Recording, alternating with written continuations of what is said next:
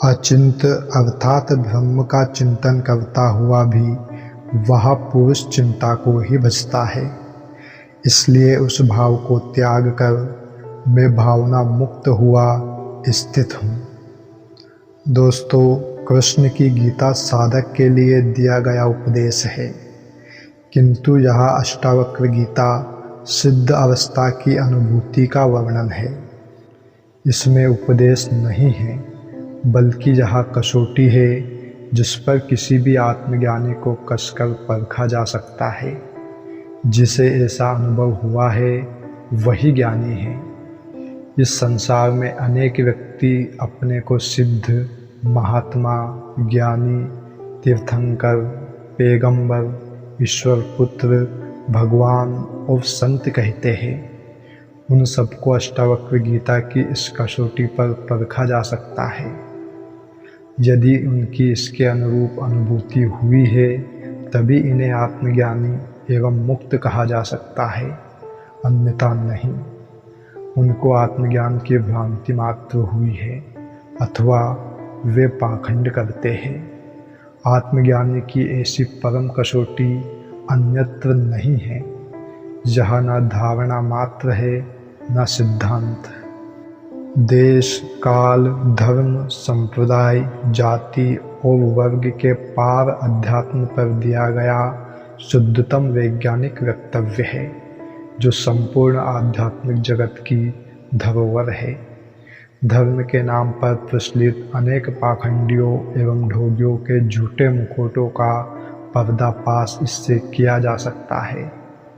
जनक इस सूत्र में और भी महत्वपूर्ण बात कहते हैं कि अनेक व्यक्ति कर्मकांड, उपासना, भक्ति आदि कर्मों को छोड़कर केवल उस अचिंत ब्रह्म का चिंतन मात्र करते हैं।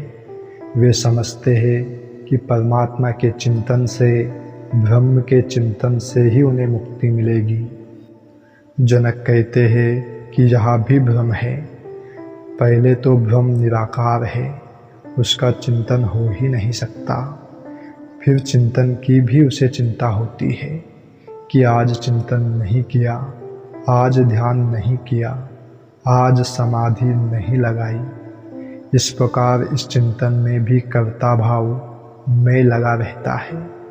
अतः ऐसा चिंतन करने वाला व्यक्ति ब्रह्म को नहीं, चिंता को ही भजता है। मैं आत्मज्ञान को उपलब्ध होकर इस ब्रह्म के चिंतन की भावना को भी त्याग कर भावना मुक्त होकर अपने में स्थित हूँ। इस ब्रह्म के चिंतन के बंधन से भी मुक्त हो गया हूँ।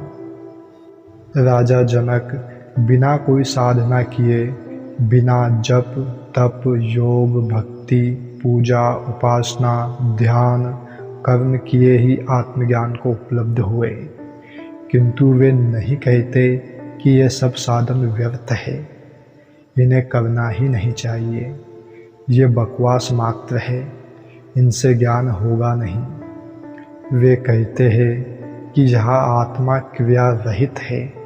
इसके क्रिया रहित स्वरूप को जिसने उपरोक्त साधनों से अर्जित किया है वह पुरुष कृतकृत्य है।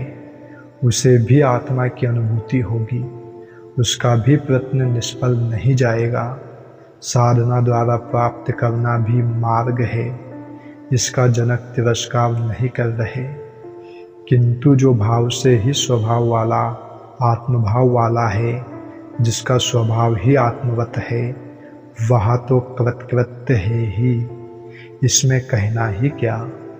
ऐसा आत्मभाव वाला व्यक्ति ही परम ज्ञानी है, चाहे वह स्वयं ही स्वभाव से प्राप्त हुआ हो अथवा किसी साधन से।